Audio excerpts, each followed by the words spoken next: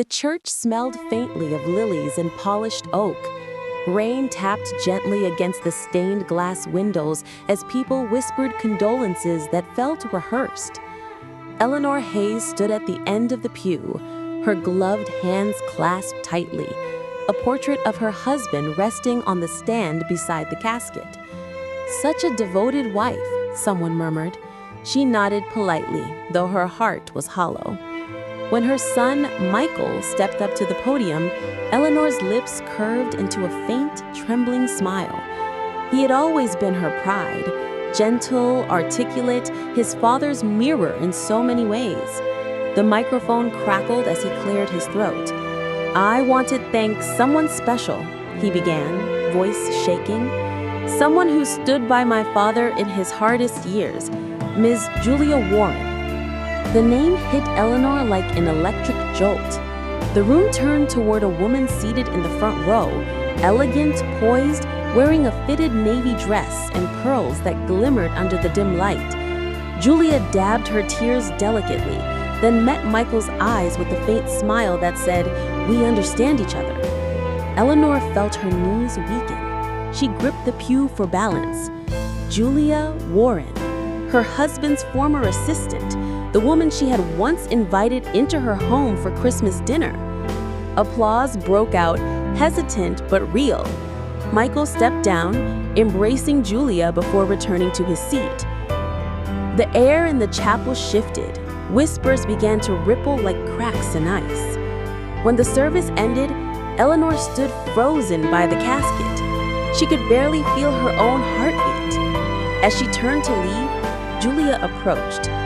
"He loved you in his own way," Julia said softly, with a tone that sounded almost merciful. But he needed someone who understood his ambitions. Eleanor didn't answer. She simply stared at her reflection in the polished coffin lid. A woman who had given her youth, her dreams, her loyalty. Now she was just a prop in another woman's victory. Outside, the rain had stopped. The air was cold and sharp. She could hear Michael's laughter mingling with Julia's voice near the parking lot. That night, alone in her silent house, Eleanor poured herself a glass of whiskey and opened the drawer of her husband's desk. Beneath the papers lay an envelope labeled "Private" for Eleanor. Her hands trembled as she slid it open. Inside were two things: a small silver key and a note in her handwriting. "You'll understand everything when you find the box." She stared at the key until the words blurred into tears. Hook. Somewhere in that house was a box that could either destroy what was left of her heart or give her a reason to live again. Morning light crept through the blinds, painting pale stripes across the living room floor. Eleanor hadn't slept. The key sat on the coffee table like a silent dare. All night she replayed her husband's note in her mind. "You'll understand everything when you find the box." By 7 a.m., she was standing in front of the attic ladder, her hand trembling as she pulled the cord. Dust rained down, the wooden steps groaning under her weight. The attic smelled of cedar, paper, and something else. Time. She scanned the rows of old trunks and cardboard boxes labeled Christmas Decor 2004, Michael's school files, wedding memories. Then, in the far corner under a faded quilt, she saw a small metal chest with a tarnished silver lock. The key in her hand fit perfectly. Inside were letters, dozens of them, tied neatly with a silk ribbon. She untied the bundle, her heartbeat echoing in her ears. The first one began, "My dearest Julia, I wish I could tell you how much peace you've brought into my life. With you, I can finally breathe." Eleanor's vision blurred. Page after page, the words painted a picture of a love she never knew existed. Their trips, their secrets, their dreams. And then, one line froze her completely. Michael sees you as a second mother. He trusts you more than anyone. Her breath caught. Michael, her own son, had known? She stumbled backward, nearly knocking over a box. Something slid out, a framed photo wrapped in brown paper. She unwrapped it carefully. It was her husband and Julia, standing in front of a seaside house with a sold sign. On the back, in his handwriting, it read, "Our New Beginning, Cape Elizabeth, 2019. Cape Elizabeth, Maine, a coastal town they had once dreamed of retiring to, together. The betrayal wasn't just an affair. It was a life rebuilt, piece by piece, while she played the loyal shadow. Eleanor sat on the dusty floor, staring at the photograph until the light dimmed. Then she whispered to herself, "You built her future with what was mine." She pressed her fingers to her temple. The grief was no longer quiet. It had a pulse, a heat. It was anger. As thunder rolled in the distance, Eleanor folded the letters and slipped them into her coat pocket. She no longer cared about the funeral, the whispers, or appearances. Tomorrow, she would drive to Maine. If her husband had built a second life there, Eleanor was about to tear open its walls and see what was left of her own. The drive to Maine stretched through miles of forest and winding coastal roads. Gray clouds chased her all morning, and by noon, rain was falling in thin, steady lines. Eleanor's old Lexus hummed against the asphalt as if even it understood the weight of her silence. She hadn't told Michael where she was going. She hadn't told anyone. Her GPS said arrived just as the coastline opened up before her, vast, cold, and heartbreakingly beautiful. There it was, the house from the photograph. A two-story white cottage perched on a bluff overlooking the Atlantic. The waves crashed below, fierce and rhythmic. The for sale sign still stood, but it was old, the edges curled from wind and salt. Eleanor parked, her heart hammering. For a moment, she almost turned back, but then she saw movement inside, a figure passing by the window. Her breath pitched. She walked up the narrow path, umbrella trembling in her grip. When she knocked, the door opened slowly. A young woman stood there, maybe in her late 20s, wearing paint-splattered jeans and a loose gray sweater. "Yes?" the woman asked, cautious but polite. I'm looking for Julia Warren," Eleanor managed. The woman tilted her head. "Julia was my aunt. She passed away 3 months ago." Eleanor froze. "Passed away?" "Yes, cancer. She left the house to me." She stepped aside. "Would you like to come in? You look like you've traveled a long way." Inside, the house smelled faintly of ocean air and lemon polish. It was warm, cozy, heartbreakingly domestic. On the mantel were photos. Julia smiling beside her late husband, and in one, her son Michael at a family barbecue, laughing, relaxed, utterly at ease. Eleanor's throat tightened. "Did she ever talk about him?" she asked quietly. The young woman nodded. "All the time. Said he was the love of her life, but things got complicated." She hesitated. "She wrote a memoir before she died. I've been sorting through her papers." Eleanor's eyes flicked to the desk in the corner. There it was, a stack of handwritten pages, neatly clipped together. The top read, "The Other Wife." For a long moment, the only sound was the wind outside. "Would you mind if I read it?" Eleanor asked softly. The woman studied her, then nodded. "Sure, she'd probably want you to." Eleanor sat at the desk, her fingers trembling as she picked up the first page. I never meant to fall in love with a married man, but love doesn't always ask permission. Her vision blurred again, but this time, not from weakness, from something awakening. What Eleanor read next didn't just rewrite her past. It revealed a truth that made her question whether her husband's death had really been natural at all. Eleanor sat alone at the desk, the storm whispering against the windows. Outside, the sea clawed at the cliffs, but inside, it was Julia's words that roared loudest. "He promised me freedom," the page read. Said he'd leave her once the papers were in order, but he never did. Men like him don't leave. They just rearrange the truth. Eleanor exhaled slowly. Each paragraph felt like a knife, elegant, deliberate, slicing through the illusions she lived under for years. Julia had written with startling honesty about the secret trips, the fights, the guilt, but the tone shifted halfway through. Something changed after his heart scare. He stopped calling as often. He said he was under stress, that his wife was suspicious, but I saw the new medication he was taking. It wasn't for the heart. It was to control anxiety or something worse. Eleanor frowned. Anxiety medication? Her husband's death certificate had listed heart failure. She flipped another page. I found documents in his briefcase once, something about insurance. He said it was for Michael's future, but the papers had my name too. I told him I didn't want anything that wasn't clean.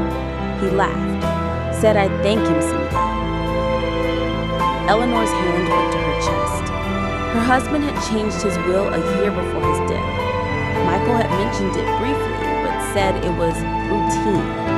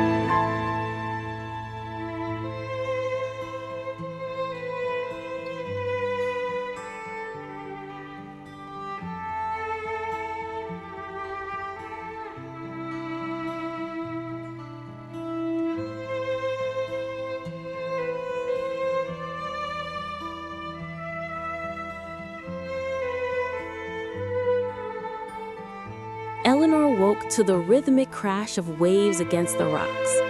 The Maine wind rattled the windows, carrying the briny scent of the Atlantic into the cottage. She hadn't slept much, her mind replaying Julia's half-finished note, the smear of ink like a warning. She poured herself a cup of coffee and opened the journal again. Tucked between the pages was a small slip of paper, almost invisible, with the phone number scribbled in neat, angular handwriting. Next to it, a name, David Clark, accountant. Her hands shook as she dialed, The line rang twice before a calm male voice answered. "Yes, this is Clark?" Eleanor swallowed. "Mr. Clark, I found your number in Julia Warren's journal. I believe you might know things about Robert Hayes." There was a pause. "Who is this?" "I'm Eleanor Hayes, his wife. I need the truth." Another pause, longer this time. "Mrs. Hayes, are you certain you want this information? Some truths aren't easy to carry." "I don't care," she said firmly, her voice steadier than she felt. "I've lived in the dark for too long." David Clark sighed. "Meet me at the Portland Harbor, Pier 9, noon. Bring nothing but yourself." By noon, Eleanor was standing under the gray sky at the edge of the pier. The fog rolled in from the ocean and gulls called above her head. A man in his early 50s approached, wearing a trench coat and a worried expression. "Mrs. Hayes?" he asked. "Yes," she said. "Good. I'm David Clark. I worked with Julia and Robert closely. There are things that even she didn't know, but I kept records." Eleanor took the folder, her fingers trembling. Inside were bank statements, emails, and contracts, all pointing to an intricate network of offshore accounts, shell companies, and suspicious transfers. And one thing became horrifyingly clear. Robert had been diverting funds for years, but the last transfers had been made weeks before his death.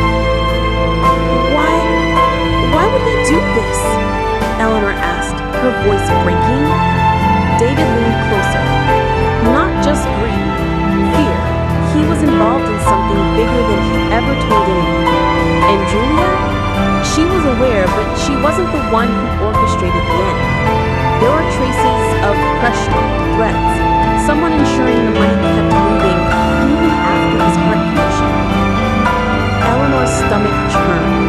The life she thought she lost, the betrayal, the affair, the secrets, now felt like a veneer over something far darker.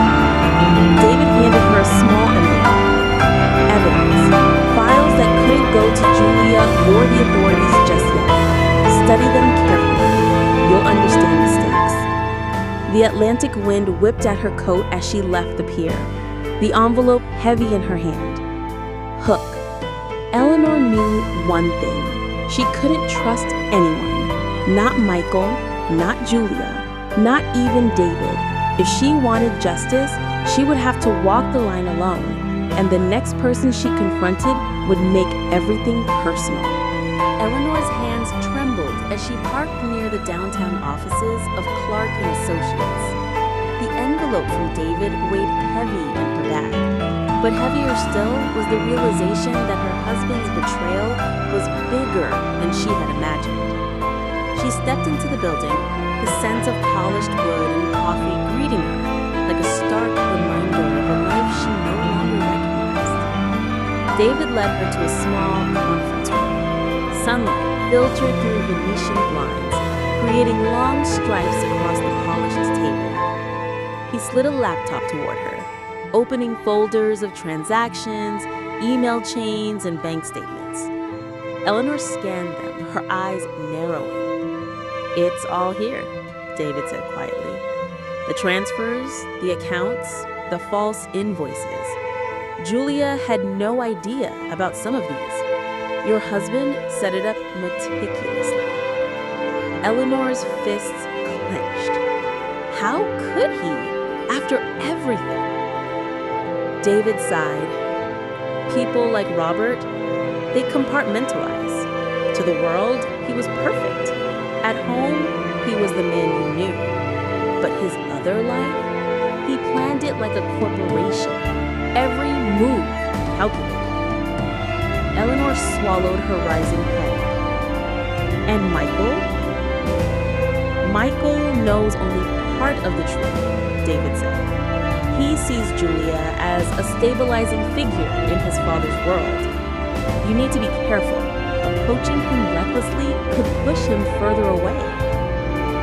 Her throat tightened. For a moment, she thought of walking out, of giving up the fight. But the fire that had been smoldering since the funeral ignited anew. "I want answers," she said, her voice steady. "And I want justice." David nodded. "Then you'll need proof, incontrovertible evidence, and someone to testify. Julia is dead, but the trail she left is enough to show a pattern. You're going to have to confront people who still work with your husband's old firm, possibly even those in Maine who enabled him." Eleanor felt a cold thrill run through her. This wasn't just about betrayal anymore. It was about reclaiming control, rewriting the story her husband had hidden from her for decades. As they packed the files into her bag, David added cautiously, "One more thing. Some of the people involved may not welcome your questions. They could try to intimidate you." Eleanor smiled faintly, the first true smile in weeks. "They'll learn quickly that I'm not afraid anymore." Stepping outside, the fog had lifted slightly. The harbor glimmered under a tentative sun. She clutched the envelope and files tightly. Every step toward the car felt heavier, yet freer. Hook. Eleanor didn't know it, but the first person she would confront, someone she once trusted deeply, was standing just a few blocks away, unaware that the woman he betrayed was finally coming for him. Eleanor parked 2 blocks from the cafe where her husband's former executive assistant, Linda Caldwell, often held meetings. Her pulse raced, but her hands were steady. The betrayal still burned, but now it was tempered by purpose. She had the documents, the proof, the trail, everything her husband had tried to hide. She spotted Linda through the window, laughing over coffee with a colleague. Perfect, polished, untouched by guilt. Eleanor took a deep breath, then walked in. Linda looked up, startled. "Eleanor? What a surprise." "Good morning, Linda," Eleanor said, voice calm but firm. "Mind if we sit?" Linda gestured to the empty chair, feigning ease, but Eleanor could see it. The flash of recognition, the subtle tightening of her jaw. "I want to ask you about Robert Hayes, and about the money that was moved under your name." "Oh, Eleanor, I have no idea what you're talking about." Eleanor opened the folder, revealing bank statements, emails, and contracts. Linda's eyes flickered, betraying a brief panic before her practiced mask returned. "This is circumstantial," Linda said, voice carefully neutral. "I never touched anything improperly." "You were part of it," Eleanor said, leaning forward. "You were the safe place for his secrets, the one he trusted to hide his other life, while I lived in the shadow of your comfort." Linda's composure wavered. "I didn't know. It wasn't. It doesn't matter what you knew. What matters is that his choices, your choices, cost me my marriage, my life, my son's trust, and I'm not leaving this until justice is done." Linda's fingers twitched around her coffee cup. She looked like a woman in a photograph, poised yet on the brink of collapse. "Michael," Eleanor added softly, "he's not blind. He sees you now, and the truth will come out. You can either cooperate or face the consequences in court." Linda swallowed hard, a crack forming in her polished demeanor. The cafe felt suddenly smaller, the hum of conversations fading into the background. Eleanor stood, her back straight, eyes unwavering. "This ends with the truth, and I'm going to make sure everyone who played a part knows exactly what they did." As she left, rain began to drizzle outside. Eleanor's coat clung to her shoulders, but she didn't care. Each drop was a reminder. She was moving forward, untangling the web that had bound her for decades. Eleanor's next move would force Michael into a choice: side with his mother or continue defending the illusions his father built. And the confrontation that awaited him would shatter the fragile balance he clung to.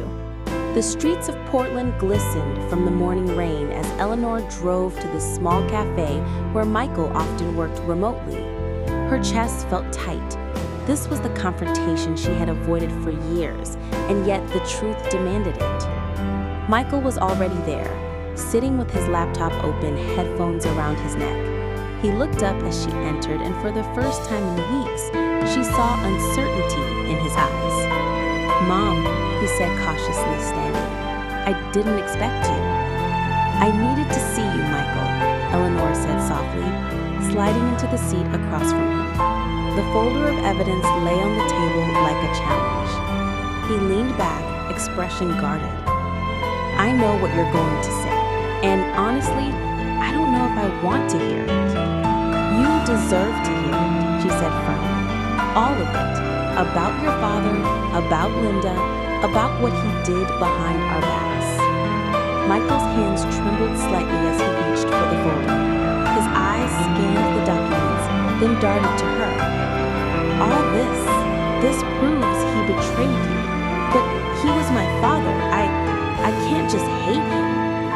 "You're not hating him, Michael," Eleanor replied. Her voice was steady, even gentle. "You're realizing that the man you idolized was flawed, that he made choices that hurt the people he loved most, me, you." Michael's eyes filled with tears. But Linda, she was there for him. She understood him. She loved him. Eleanor's hands clenched into fists. At what cost? Your family? Your mother? The life we built together? He looked down, silence hanging heavy between them. I don't know anymore. I feel like I've been lied to my whole life." "That's because you have been," she said softly. "And it's not too late to reclaim your own life, to see the truth and choose your path." Michael finally met her gaze. The boy she raised, the one who had clung to her after his first heartbreak, the one she had stayed up nights comforting during asthma attacks, was gone. In his place was a man struggling to reconcile love, loyalty, and betrayal. I need time," he said finally, voice cracking. "But I want to understand. I really do." Eleanor reached across the table, taking his hand.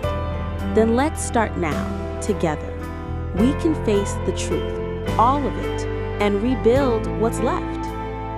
For the first time in months, a flicker of hope touched the space between them.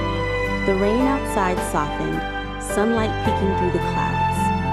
But as mother and son began the slow path to healing, Eleanor didn't realize that someone from Robert's past had been watching them that very morning, and that their reunion had triggered a chain of events that would bring danger closer than she ever imagined.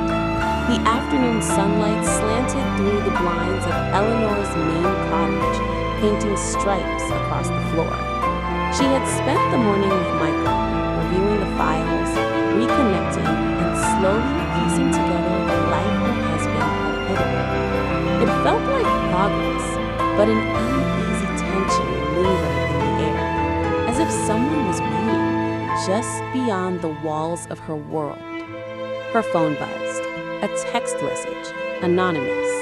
"Stop digging or you'll regret it." Eleanor's stomach knotted, but her resolve only hardened. She had come too far to turn back now. Later that evening, she noticed a black SUV parked across the street. Its tinted windows reflected the dim light, hiding the occupants inside. Eleanor's pulse quickened. She tried to focus on dinner, but every creak of the floorboards, every whisper of the wind seemed amplified. She poured herself a cup of tea, staring out the window.